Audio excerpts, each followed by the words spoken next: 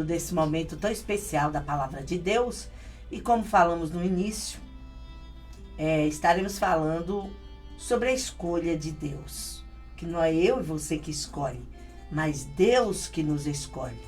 Então, quando Deus te escolhe, Ele tem, sim, um projeto a realizar através de você. Ele tem algo a fazer grandioso. E hoje nós vamos meditar aqui em 1 Reis, capítulo 19, versículo a partir do 19 ao 21. Então Elias saiu dali e encontrou Eliseu, filho de Safate. Ele estava lavrando com 12 juntas de bois e estava com a duodécima. Elias passou por ele e lançou a sua capa sobre ele. Bem, vamos lá. Primeira coisa importante: Deus não chama desocupados. É isso que você tem que entender.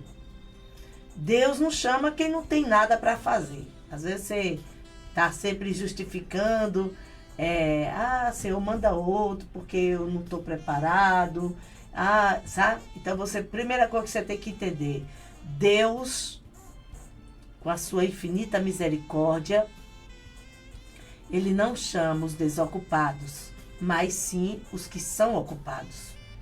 Então, aqui Eliseu, ele estava trabalhando no campo, né?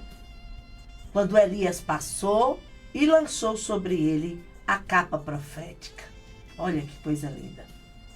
Esse ato aqui é aparentemente simples, carregava um peso muito forte espiritual, né? Um imenso peso espiritual, quando ele faz esse gesto profético.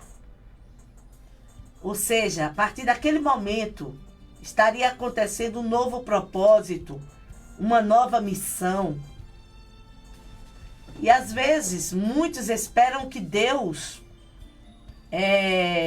fale de maneira, vamos dizer assim, de uma maneira mais aberta, audível, né? Falando, ou de uma forma espetacular.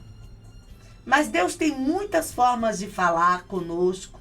Ele tem muitas maneiras de nos atrair para a sua obra. E essa maneira que ele fala ao coração de Eliseu, simbolicamente, é quando Elias lançou sobre ele a capa profética, dando a ele a condição do chamado. Ele estava chamando Elias para um novo tempo, um novo propósito. Então, precisamos entender quando o Senhor nos chama, precisamos discernir sobre o nosso chamado. Então, a capa, queridos, fala de um chamado soberano, chamado divino. No versículo 19, Elias lançou a sua capa sobre ele. Ou seja, Elias não pediu permissão para colocar a capa sobre ele. Ele lançou sobre ele a capa. Isso aqui nos traz uma revelação. O chamado de Deus não é uma sugestão, é uma convocação. Ali Elias convoca Eliseu. Quando ele lança a capa sobre Eliseu, ele está ali convocando para um chamado. É uma convocação. Então, Eliseu entendeu que Deus o estava chamando para um novo nível, não é? E aqui também a gente aprende algo, que quando Deus, ele lança a sua capa sobre nós, não devemos resistir, não devemos adiar isso em nossas vidas, né? Não devemos tentar negociar, sabe? Muitas vezes somos chantagistas, dizendo: eu não estou preparado, mando outro. Eu não sei de nada. O Senhor capacita os incapacitados. Esqueceu disso? Então, o chamado exige renúncia total. Por isso que Paulo diz, não mais vivo eu, mas é Ele, Cristo, que vive em mim. Olha que coisa linda. O chamado exige renúncia. Então, tomou a junta de bois e os matou. Lembra que a gente ministrou sobre isso? Que Eliseu ali faz, não é?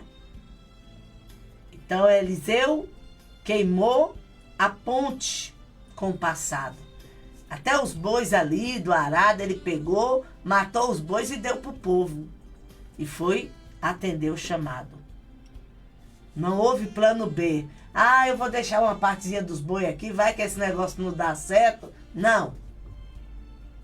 Ele matou os bois, cozinhou, né, sobre os próprios instrumentos de trabalho e serviu ao povo. Então, o chamado de Deus exige entrega sem reservas. Tá entendendo? Glória a Deus. Porque tem muita gente que quer o manto, né? Ah, eu quero ser usada por Deus. Eu quero ser uma bênção. Mas não larga o passado. Não larga as reservas para confiar plenamente no Senhor. Então não há ministério frutífero sem abandono do mundo. Ou você é de Deus ou você não é. Tem que sair de cima do muro. Sabe? Lembra do crente Raimundo? Um pé na igreja, um pé no mundo? Não pode. Ou você é completamente do Senhor, sabe? Porque Deus quer te dar uma identidade, uma identificação. Ou seja, o chamado nos conduz a uma vida de serviço. Deus não nos chama para ser preguiçosos, não. Somos trabalhadores de uma seara que não é pequena, é grande. E poucos são os ceifeiros. Então se levantou, seguiu a Elias e o servia. Versículo 21. Ou seja, o caminho da grandeza no reino é o caminho do serviço fiel e humilde.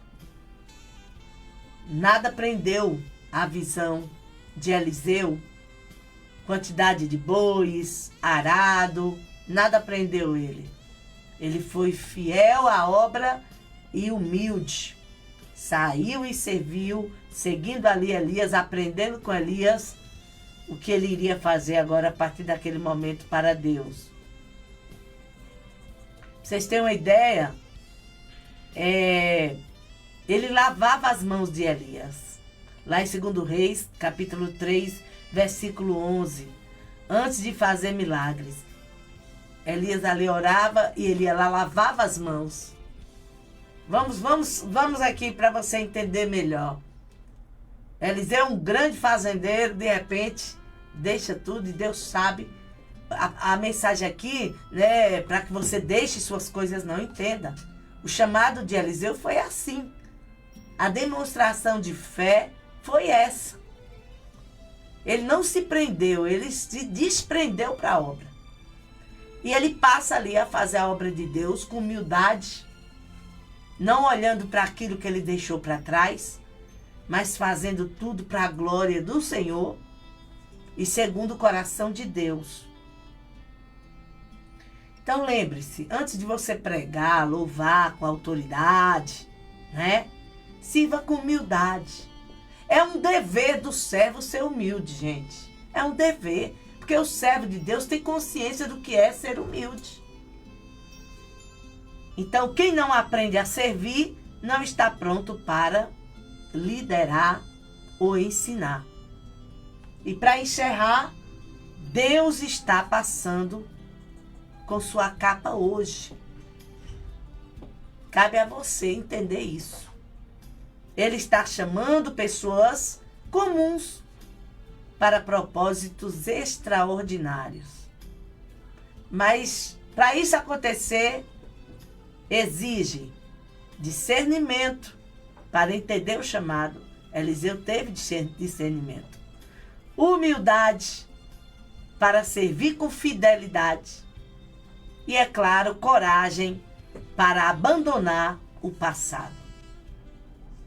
Eliseu só recebeu o manto dobrado depois que perseverou, serviu e viu Elias ser levado.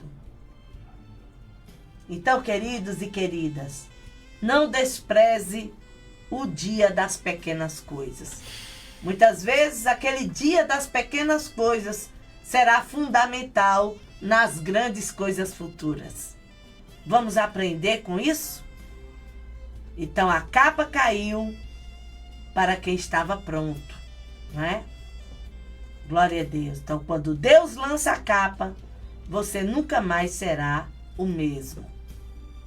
Quando Deus nos escolhe, nos capacita, não vamos voltar mais a servir ao mundo, a ser dividido, mas seremos diferentes. Se o Filho vos libertar, verdadeiramente sereis livres. Amém? Vem comigo que eu quero abençoar a sua vida agora. Momento de oração.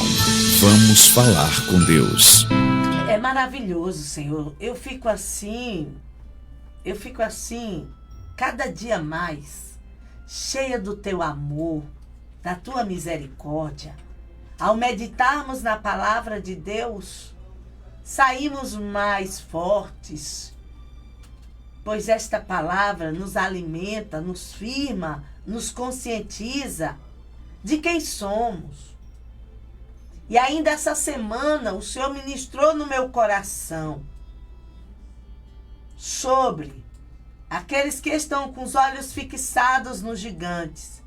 O gigante vai e derrota ele. Mas quando os nossos olhos estão fixados no Senhor, a vitória é garantida, porque não há gigante maior do que o nosso Deus. E eu sei, ó Pai, que muitas vezes o nosso eu, o nosso próprio eu é a nossa guerra. E que nós devemos vencer o nosso eu, para podermos, como soldados do Senhor, fazer a tua obra com alegria, se apresentando ao Senhor com cântico novo na tua presença. E assim eu abençoo famílias, casais, filhos, eu abençoo gerações. Toma a vida dele e dela nas tuas mãos, Senhor, e que eles possam evidenciar cada dia o seu chamado com seriedade, humildade, coragem e determinação. E que não falte discernimento, para que possam verdadeiramente serem mais que vencedores em Cristo Jesus. Amém.